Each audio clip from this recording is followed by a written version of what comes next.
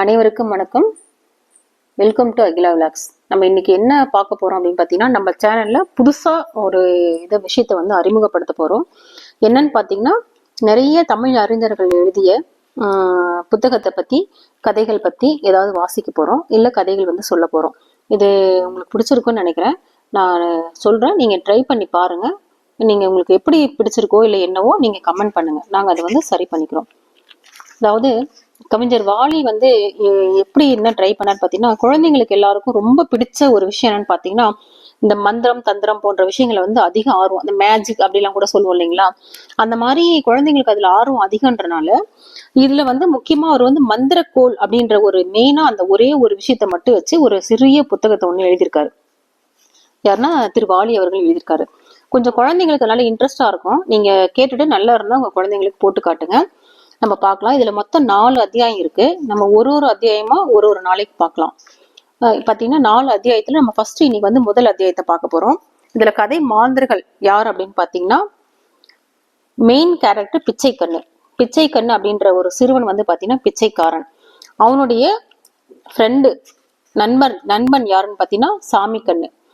இந்த 2 பேரோட வாழ்க்கையில என்ன நடக்குது அப்படின்றத நம்ம இன்னைக்கு பார்க்க போறோம். இதுல மூன்றாவதா ஒரு கதை மாந்தர் யாருன்னு பாத்தீங்கன்னா நம்மளுடைய பகவான் மகாவிஷ்ணு. இப்ப கதைக்குள்ள போலாம் வாங்க எல்லாரும்.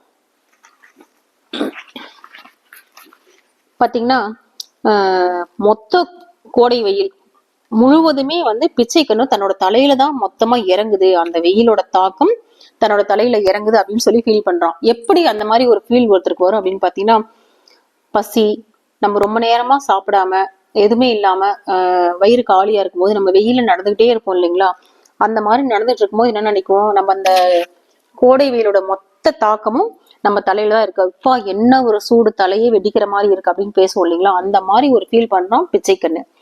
அவன் என்னன்னா பிச்சைக்காரன் இல்லைங்களா. சோ அன்னைக்கு ஒரு நாள் என்ன பண்றான், வீடு வீடா போயிட்டு அவனுக்கு எவ்வளவோ யாசகம் கேட்கறான், யாருமே கொடுக்கல. அவன் காலெல்லாம் ரொம்ப டயர்ட் ஆயிடுச்சு. வயிறு என்னன்னா அந்த பசியிலையும் மயக்கத்துல அந்த வயிறு அப்படியே உடம்போட முதுகோட அந்த ஒட்டிக்குது. அப்படி வயிறு அப்படியே மேல இருக்கிற வயிறு உள்ள போய் ஒட்டிக்குது, அந்த பசியில எலும்போடு ஒட்டிக்குது. அவ்வளவு சொல்லனா துயரத்துல இருக்கான், பசி தாங்க முடியல, உயிரே போற நிலைமையில இருக்கிற மாதிரி அவன் ஃபீல் பண்றான். யாருமே சாப்பாடே போடல. அப்படி இருக்கும்போது அவன் என்ன பண்றான்னா, பக்கத்துல போயிட்டு ஒரு ஆறு இருக்கு அப்படின்னு சொல்லிட்டு அந்த ஆத்துல போயிட்டு நல்ல தண்ணி 2 கை தண்ணி நல்லா அள்ளி குடிச்சிடறான்.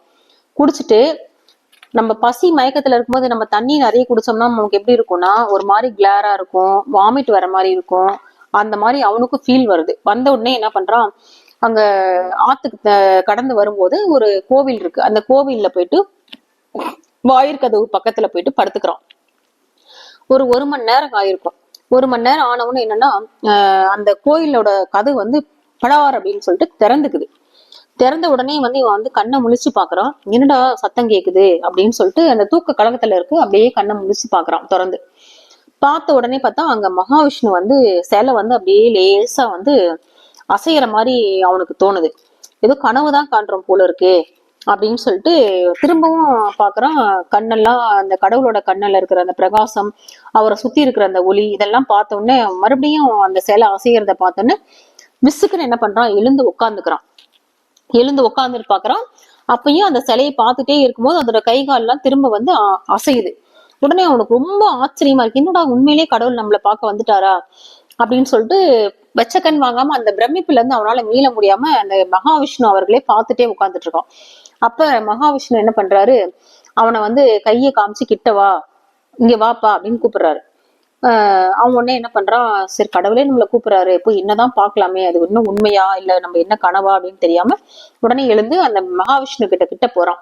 கிட்ட போனோடனே இவர் என்ன கேட்கிறாரு, நம்ம கடவுள் பகவான் என்ன கேட்கிறாருன்னா, உனக்கு என்ன வேணும் சொல்லு அப்படின்னு சொல்லிட்டு மகாவிஷ்ணு கேட்கிறாரு. இன்னும் பிச்சைக்கண்ணுக்கு ஒண்ணுமே புரியல, என்னடா நம்ம கேட்கறது, இவர் என்ன நம்மள என்ன வேணும் கேளுன்னு கேட்கிறாரு, நமக்கு இவரு கடவுள் தானா, நம்ம கனவா நனவான்னு யோசிச்சுட்டு இருக்கமே அப்படின்னு சொல்லிட்டு கடவுள்கிட்ட எதுவுமே கேட்காம அவன் என்ன பண்றான், அப்படியே சைலண்டா மௌனமா நிக்கிறான். உடனே மகாவிஷ்ணு கேக்குறாரு, ஏன் பேசாம நிக்கிற, உனக்கு என்ன வேணும்னாலும் கேளு நான் தரேன் அப்படின்னு சொல்றாரு.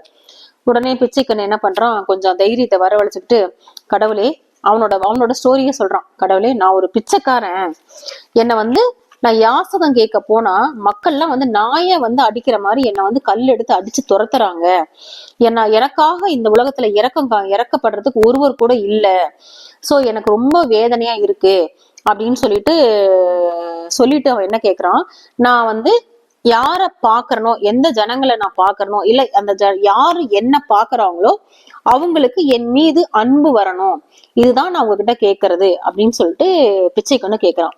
நீங்க நல்லா யோசிச்சு பாருங்க, கடவுள் யாருடைய வாழ்க்கையிலயாவது அவங்க கண் முன்னாடி வந்து உனக்கு என்ன வேணும் கேளு, என்ன வேணாலும் நான் தரேன் அப்படின்னு சொன்னா உடனே என்ன கேட்பாங்க நிறைய பேரு, எனக்கு வேலை வேணும் அப்படிலாம் கேட்க மாட்டாங்க. எனக்கு வந்து கடன் தீரணும், எனக்கு வீடு வேணும், சொத்து வேணும், நகை வேணும், எனக்கு பணம் வேணும், இப்படிதானே ஆசைப்பட்டு கேட்பாங்க. ஆனா பிச்சைக்கண்ணு என்ன கேட்கிறான், அந்த மாதிரி எந்த விதமான ஒரு பேராசையும் இல்லாம யதார்த்தமா இந்த மாதிரி இது வரைக்கும் யாருமே கேட்டிருக்க மாட்டாங்க, மனசால நினைச்சிருக்க மாட்டாங்க அப்படின்ற அளவுக்கு என்னை பாக்குற ஜனங்களோ இல்ல நான் யார பாக்கணும் அந்த ஜனங்களுக்கு எல்லாருக்கும், அதாவது மக்களுக்கு எல்லாருக்கும் என் மீது அன்பு ஏற்படணும் அப்படின்னு சொல்லிட்டு ஒரு வரத்தை கேட்கிறான் இல்லையா.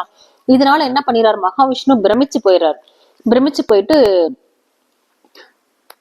என்ன சொல்றாருன்னா, மகாவிஷ்ணு, பிச்சைக்கண்ணு நீ ரொம்ப நல்லவன், உனக்கு வந்து உன்னுடைய குணம் வந்து பேராசை இல்லாத ஒரு குணம். இது வரைக்கும் என்னை தேடி வந்தவங்க யாருமே என்கிட்ட பணம் புகழ் பதவி அந்த மாதிரிதான் கேட்டிருக்காங்க. ஆனா அது எல்லாத்தையும் தாண்டி எதற்கெல்லாம் அப்பாற்பட்டு நீ தனியா நிக்கிற, நீ வந்து என்கிட்ட வந்து அன்பு, என்கிட்ட என்னை பாக்குற மக்கள் எல்லாமே என் மீது அன்பு செலுத்தணும்னு கேக்குற, எனக்கு உன்னை ரொம்ப பிடிச்சிருச்சு அப்படின்னு சொல்லிட்டு நீ கேட்ட வரத்தை நான் உனக்கு கொடுக்குறேன் அப்படின்னு சொல்றாரு. இந்த கேட்ட உடனே பிச்சைக்கண்ணு ரொம்ப சந்தோஷம், அளவில்லாத ஒரு சந்தோஷம் அடைஞ்சிடறான். உடனே அவர் மகாவிஷ்ணு அடுத்த கட்டத்துக்கு பேச ஆரம்பிக்கிறார். என்ன சொல்றாரு அப்படின்னு பாத்தீங்கன்னா, நீ இங்க இருந்து கொஞ்சம் தூரம் போனோம்னா அங்க ஒரு மலை இருக்கும், அந்த மலையை தாண்டி நீ போனீங்கன்னா ஒரு பெரிய காடு இருக்கும், அந்த காட்டோட நடுவுல சின்னதா ஒரு குகை இருக்கும் அப்படின்னு சொல்றாரு. அந்த குகைக்கு பக்கத்துல ஒரு ஆலமரம் இருக்கும், ஒரு பெரிய ஆலமரம் இருக்கும். அந்த ஆலமரத்துக்கு அடியில பாத்தீங்கன்னா நீ கொஞ்சம் நல்லா வந்து தோண்டுனீன்னா தங்க பூன் அப்படின்னு சொல்லி போட்ட ஒரு மந்திர கோல் இருக்கும்.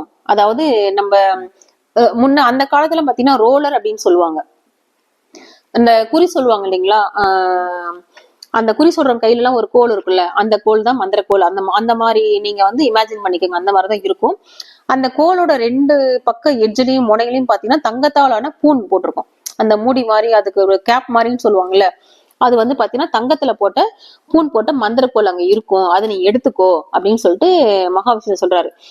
நீ அதை எடுத்துக்கிட்டு அந்த கோலால யார தொட்டாலும் அவங்க வந்து உனக்கு எல்லா விதமான நன்மையும் செய்வாங்க அப்படின்னு சொல்லிட்டு மகாவிஷ்ணு வந்து பிச்சைக்கண்ணுகிட்ட சொல்றாரு. உடனே வந்து பிச்சைக்கண்ணுகிட்ட சொல்லிட்டு திருப்பியும் உடனே மகாவிஷ்ணு கேக்குறாரு, ஆமா நீ ஏன் இந்த வயசுல படிக்காம பிச்சை எடுக்கிற, ஏன் எதனால இந்த மாதிரி நீ பண்ற, படிக்கிற வயசுல படிக்கணும் தானே அப்படின்னு சொல்லிட்டு கேக்குறாரு. கேட்ட உடனே வந்து பிச்சைக்கண்ணு ஒரு மாதிரி தயக்கம் வருது அவனுக்கு, நம்மளோட விஷயத்த எப்படி சொல்றது அப்படின்னு சொல்லிட்டு தயக்கப்படுறான். உடனே மகாவிஷ்ணு சொல்றாரு, உனக்கு என்ன தயக்கம், பரவாயில்ல என்கிட்ட சொல்லு அப்படின்னு சொல்லி கேக்குறாரு. உடனே பிச்சைக்கண்ணு சொல்றான், இல்ல எனக்கு வந்து சொல்றதுக்கே வெக்கமா இருக்கு, இருந்தாலும் என் மேல நீங்க இவ்வளவு அன்பு காட்டுறதுனால உங்ககிட்ட நான் வந்து மறைக்க கூடாது இல்லையா, அதனால நான் உங்ககிட்ட உண்மையை சொல்றேன் அப்படின்னு சொல்லிட்டு மெதுவா அவனுடைய கதையை வந்து சொல்ல ஆரம்பிக்கிறான்.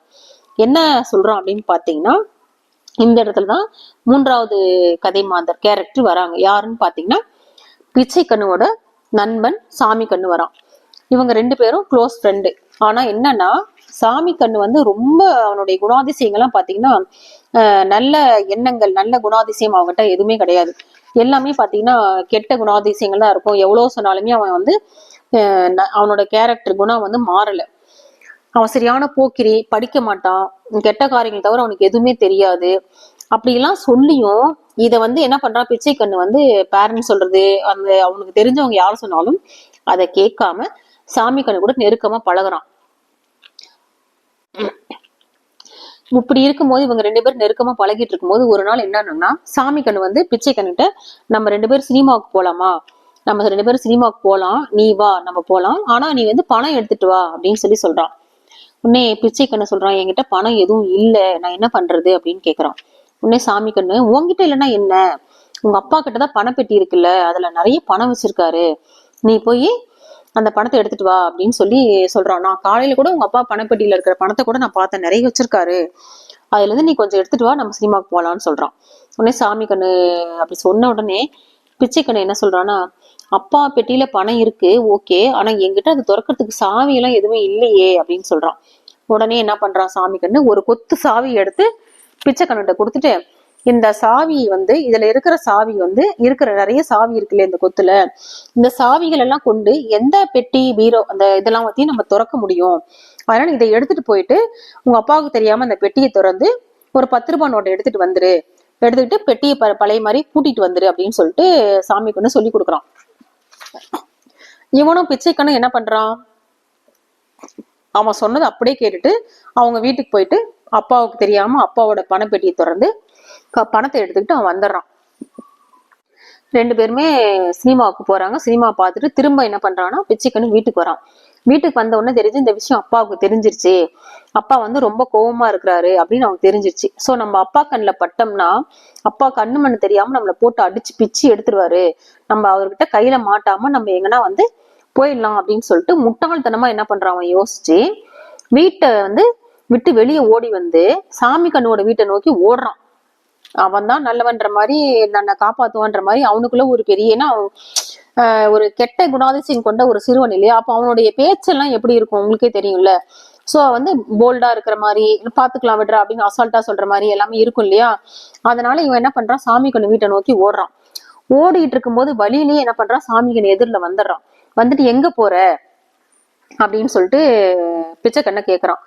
உடனே வந்து நான் உன்னை பார்க்கதான் வந்து எங்க வீட்டுல எங்க அப்பாவுக்கு இந்த விஷயம் தெரிஞ்சிருச்சு அப்படின்னு சொல்லிட்டு பிச்சை கண்ணு சொல்லவும் சாமி கண்ணு எங்க வீட்டுல இதே நிலைமை தான்டா அப்படின்னு சொல்லிட்டு சொல்றான். உடனே அப்படின்னா என்ன செய்யலாம் அப்படின்னு சொல்லிட்டு 2 பேருமே யோசிக்கிறாங்க. உடனே சாமி கண்ணு என்ன சொல்றான், நான் சொல்ற மாதிரி நீ செய்யி, நீ என்ன பண்ணு, என்கிட்ட கையில கொஞ்சம் பணம் இருக்கு, நமக்கு படிப்பும் வேணாம் வீடும் வேணாம், 2 பேருமே பேசாம எங்கடா யாருக்கும் தெரியாம கண்மறைவா நம்ம போயிடலாம், வேற எங்கேயாச்சும் போய் எதனா ஒரு வேலை செஞ்சு நம்ம படைச்சுக்கலாம், நீ எதுக்கும் பயப்படாத, நான் உனக்கு துணையா இருக்கேன், நீ வா போலாம் அப்படின்னு சொல்லிட்டு பிச்சை கண்ணுக்கு தைரியம் கொடுக்குறான். பிச்சை கண்ணு ஃபர்ஸ்ட் யோசிச்சாலும் நம்ம அப்பாவை ஒரு செகண்ட் மறுபடியும் யோசிச்சு அப்பா கிட்ட போய் வாங்குற அடி கூட நம்ம இப்படி போயிடலாம் அப்படின்னு சொல்லிட்டு என்ன பண்ணிடுறான் சாமி கண்ணு கூட சேர்ந்து 2 பேரும் பெங்களூர் போயிடுறாங்க. பெங்களூர் போயிட்டு அங்க போய் வேலை தேடுறாங்க. சின்னஞ்சிறு பசங்களுக்கு யார் வேலை கொடுப்பாங்க, அந்த அறிவே இல்லாம 2 பேரும் ஓடிட்டாங்க பெங்களூருக்கு. போயிட்டு தேடுறாங்க, வேலை எதுவுமே கிடைக்கல, கையில இருக்கிற காசு எல்லாம் செலவாயிடுது. செலவான உடனே என்ன ஆகும், பசங்க என்ன பண்ணுவாங்க, பசி எடுக்கும் இல்லையா, கையில காசு இருந்தாலும் இல்லைனாலும் நமக்கு ஆட்டோமேட்டிக்கா பசி எடுக்கும்.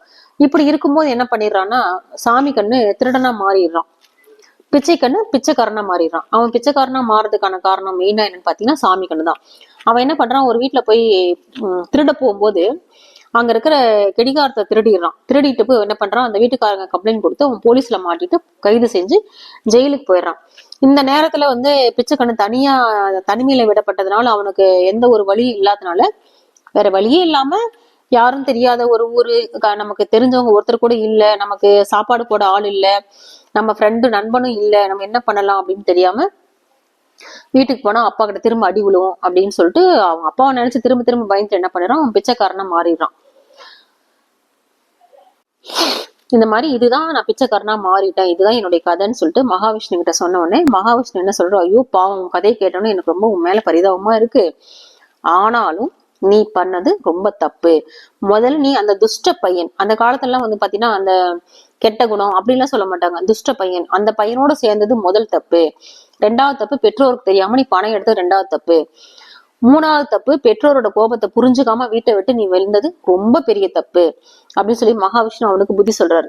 இருந்தாலும் உன்னை பெத்தவங்க உன் மேல பாசமா தான் இருப்பாங்க, உன்னை தேடி தேடி அலைஞ்சுக்கிட்டு கண்ணீர் விட்டுட்டு இருப்பாங்க, ஏதோ குழந்தை வந்து தெரியாம செஞ்சிருச்சு அப்படின்னு சொல்லிட்டு உன்னை பத்தி புரிஞ்சுக்குவாங்க, நீ எப்ப வருவேன்னு சொல்லிட்டு தேடிட்டு இருப்பாங்க.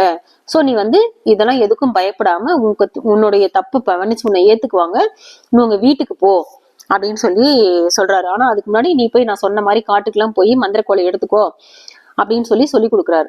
அவனும் என்ன பண்றான், பிச்சை கண்ணு மகாவிஷ்ணு வணங்கிட்டு உன்னை மந்திரக்கோலை எடுக்கிறதுக்காக போறான், காட்டை நோக்கி போறான். இதோட முதல் அத்தியாயம் முடிஞ்சிருச்சு. 2வது அத்தியாயத்தை நம்ம நாளைக்கு பார்க்கலாம்.